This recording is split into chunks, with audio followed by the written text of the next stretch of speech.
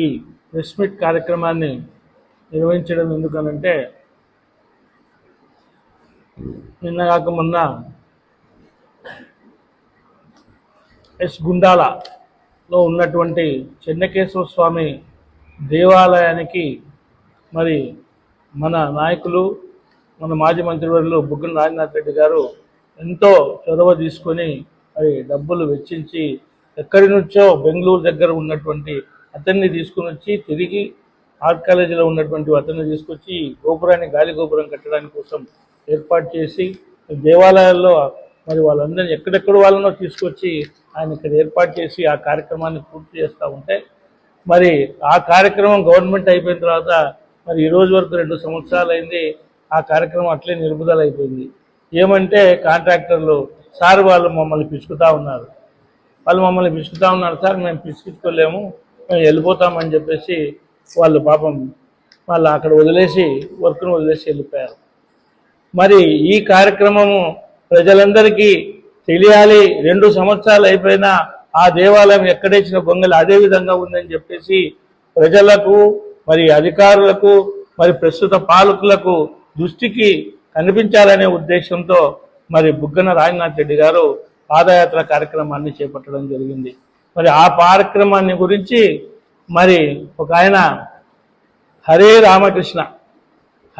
రామకృష్ణ గారు ఏం మాట్లాడతారంటే shake hand ఇస్తే చేతులు కడుక్కుంటాడు మంత్రివర్యులు మాజీ మంత్రివర్యులు అని చెప్తారు. మరి అసలు అది కాదు. నీ విలువలేంటి, నీ యొక్క స్థితిగతులేంటి, నీ యొక్క ఇదేంటి అనేది నీ యొక్క బ్రతికేంటి అనేది ఒక్క తూరి మరణం చేసుకో, వెనక్కి తిరిగి చూసుకో. ఎందుకనంటే ఎవరి గురించి మాట్లాడుతున్నావు తెలుసా? రావ్ బహదూర్ వారి కుటుంబం గురించి నువ్వు మాట్లాడుతున్నావు. ఎవరో ఎక్కడో ఉన్నటువంటి వాళ్ళ కుటుంబం కాదు, జమీందారీ కుటుంబం గురించి నువ్వు మాట్లాడుతూ ఉన్నావు. తస్మాత్ జాగ్రత్త. నీ యొక్క స్థితిగతులను, నీ యొక్క పరిస్థితిని ఒక్క తూరి గుర్తుపెట్టుకో. నీ వెనక్కి నువ్వు చూసుకో.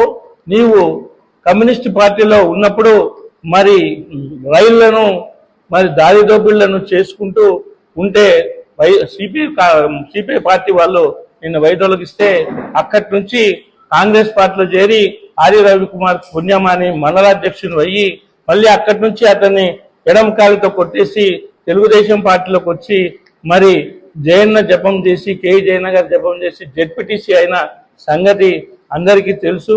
మరి అక్కడి నుంచి మరి ప్రజారాజ్యం పార్టీ పెట్టిన తర్వాత ప్రజారాజ్యం పార్టీలో చేరి మరి గోవిందరాజుల దగ్గర మరి ఈయన చాలా మహానాయకుడైన దేశ నాయకుడు, ఈయన చాలా విషయాలు తెలుసు అని చెప్పేసి కొంతమంది నాయకులు ఆయన దగ్గర ఉన్నటువంటి నాయకులు చెప్తే ఆయన ఒక మహానాయకుడు అనుకుని ఆయన పాపం ఎంతో అతనికి విలువలిచ్చి పనిచేస్తూ ఉంటే ఆఖరికి ఆయన జోబు చిల్లు పడిపోతే కానీ నాకు అర్థం కాలే ఈయనంత మహానాయకుడు అని చెప్పేసి.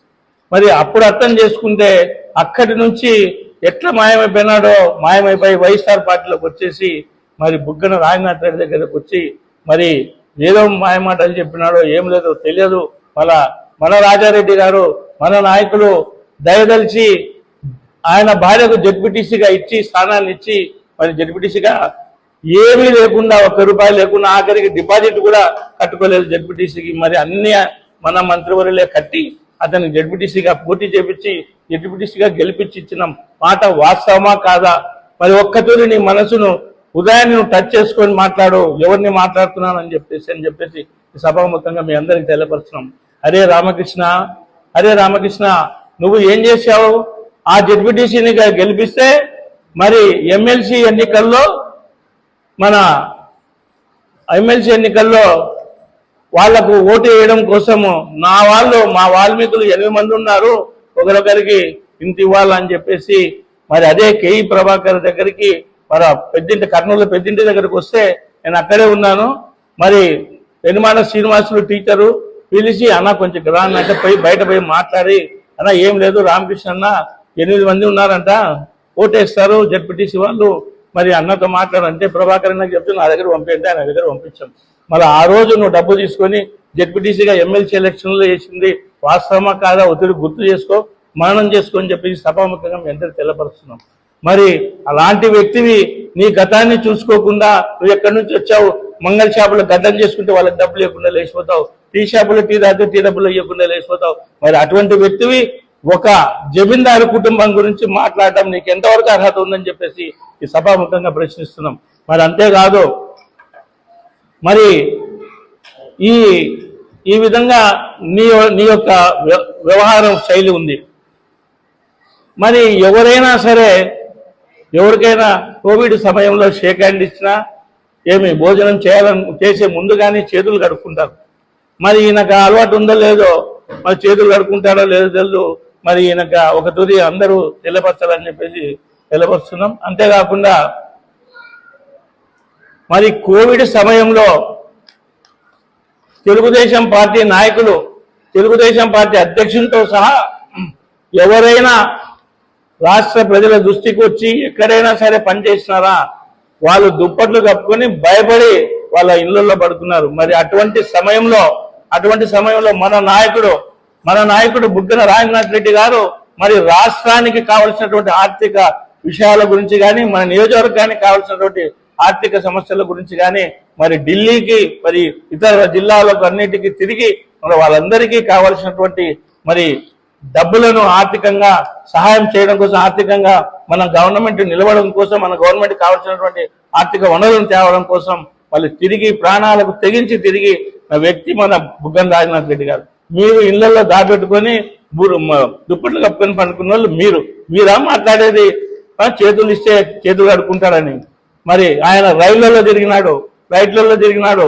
మరి అక్కడ ప్రజలకు రైలు ఎక్కాలంటే మిగతా వాళ్ళు కూడా చేతులు పట్టుకుంటారు. మళ్ళీ ఆ రైళ్లను పట్టుకునే కదా ఆయన కూడా ఎక్కేది. ఎవరైనా సరే ఎక్కడైనా తిరిగినా చేతులు కడుక్కుంటారు. దాన్ని గమనించి మాట్లాడాలని చెప్పేసి, వ్యంగ్యంగా మాట్లాడదని చెప్పేసి సభాముఖంగా ఆయనకు తెలియపరుస్తూ, మరి మీరు మీ నాయకులు ఇప్పటికీ కూడా మాస్కులు వేసుకొని తిరుగుతూ ఉన్నారు.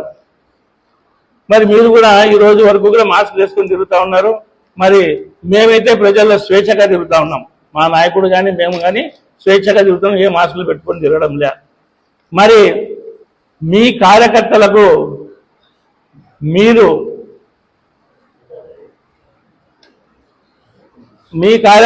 మీరు రక్తం పిలుస్తున్నారని చెప్పేసి మీ కార్యకర్తలే తెలియపరుస్తున్నారు. ఏ విధంగా రక్తం తీస్తున్నారంటే ఇసుక లారీలను మీ కార్యకర్తలే చెప్తున్నటువంటి విషయం. ఇసుక లారీలను వదలడం లేదు, మైనింగ్ మన చేసుకొని ఇవ్వడం లేదు. అది మీ కార్యకర్తలే చెప్తున్నారు. మీ కార్యకర్తలే చెప్తున్న విషయం. వైన్ షాపులను వదలడం లేదు, అదే మీ కార్యకర్తలు చెప్తున్న విషయం. మరి ఇప్పుడు డాట్ అండ్ ల్యాండ్స్లను కూడా వదలడం లేదని చెప్పేసి, లేఅవుట్ వేసినటువంటి వాళ్ళని కూడా వదలడం లేదని చెప్పేసి, మరి ఎవరైనా పనులు చేసుకుంటే ఆ పనులను కూడా కమిషన్లు అడిగి వదలడం లేదని చెప్పేసి మీ కార్యకర్తలే, మీ నాయకులే బయట వాపోతున్నారు, మా రక్తాన్ని పిలుస్తున్నారు అని చెప్పేసి బయట కార్యకర్తలందరూ చెప్పుకుంటున్నారు. మరి అది విషయం. మా పరిపాలనలో మీ కార్యకర్తలకు, మా పరిపాలనలో గత 5 సంవత్సరాల్లో మా బుగ్గన రాజనాథ్ రెడ్డి పరిపాలనలో మీ కార్యకర్తలకు ఇసుక లారీలు ఫ్రీ, డాటెడ్ ల్యాండ్లు ఫ్రీ, మైనింగ్ ఫ్రీ, పన్నుల నుండి కమిషన్లు లేవు. మీరు మరి అంతేకాదు, మరి ఈ రోజు మీ అధికారంలో ఉండి మీరు చేస్తున్నటువంటి పంచాయతీలకు కూడా మరి మీ కార్యకర్తల దగ్గర నుండే రక్తాన్ని పిలుస్తున్నారని చెప్పేసి మరి బయట వాపోతున్నారు మీ కార్యకర్తలే. మరి ఈ విధంగా మీరు మీ కార్యకర్తలను మీ నాయకులను చేస్తూ, మా నాయకుడైతే మా కార్యకర్తలు మా నాయకులను ఎంతో బాగా చూసుకుంటున్నారు, ఎంతో అభిమానంగా చూసుకుంటున్నారు. మరి ఏ విషయంలో కూడా మాకు తక్కువ లేదు, ఏ విషయంలో కూడా మాకు అడ్డు చెప్పడం లేదు అని చెప్పేసి సభాముఖంగా తెలపరుస్తూ, మరి మీరు చేస్తున్నటువంటి విషయాలేంటి, మీరు చెప్తున్నటువంటి విషయాలేంటి? మరి ప్రభుత్వం సూపర్ 6 చేయలేదు, సూపర్ 7 చేయలేదు. ఏమి ఆడబిడ్డల నిధి ప్రతి మహిళకు 10,000 ఇస్తామని ఇచ్చారా? ఇవ్వలే. మరి ఈ విధంగా సూపర్ 6 కూడా ఇవ్వడంలే. మరి డోన్ నియోజకవర్గంలో బుగ్గన రాజేంద్రనాథ్ రెడ్డి గారు 3,500 కోట్ల రూపాయలతో చేసినటువంటి అభివృద్ధి కార్యక్రమాలను ఏ అభివృద్ధి కార్యక్రమాలని మీరు ఎక్కడ నిలబడిపోయిన వాళ్ళని అక్కడే నిలబెట్టేశారు. ఎక్కడి వరకు అయినా పనులు అయి పూర్తయి మరి అవి రన్నింగ్ లోకి వచ్చాయి. 100 బెడ్ హాస్పిటల్ ఉంది, 100 బెడ్ హాస్పిటల్ రన్నింగ్ లో ఉంది. మరి దాదాపుగా మన గవర్నమెంట్ పోయేంత వరకు 24 మంది డాక్టర్లు ఉన్నారు. ఈ రోజు 100 బెడ్ హాస్పిటల్లో ఎంతమంది డాక్టర్లు ఉన్నారు, ఏం వసతులు ఉన్నాయి, వసతులు కల్పించిన వాటిని తెచ్చుకోలేక వాటిని పూర్తి చేయలేక మరి హాస్పిటల్లో పూర్తిగా దీనావస్థలు ఉంది. కరెంటు పోతే కరెంటు తెచ్చుకోలేరు. మరి ఈ విధంగా ఉంది. అదే పరంగా బీసీ హాస్టళ్లలో మరి టేబుల్లు బెంచ్లు కూడా చేసుకోలేని పరిస్థితి. మరి ఈ విధంగా అభివృద్ధి కార్యక్రమాలను కూడా అభివృద్ధి చేయలేని పరిస్థితులు మీరు ఉన్నారు. కాబట్టి వీటన్నిటిని మీరు గమనించి మన బుగ్గన రాజేంద్రనాథ్ రెడ్డి గారు ఏ విధంగా అభివృద్ధి చేశారో ఆ అభివృద్ధిని వెన్నట్టుగా ఉండి పూర్తి చేయాలని చెప్పేసి ఈ సభాముఖంగా మరి పాలకవర్గాన్ని తెలియపరుస్తూ ఈ అవకాశం ఇచ్చిన పెద్దలందరికీ ధన్యవాదాలు. Thank you very much.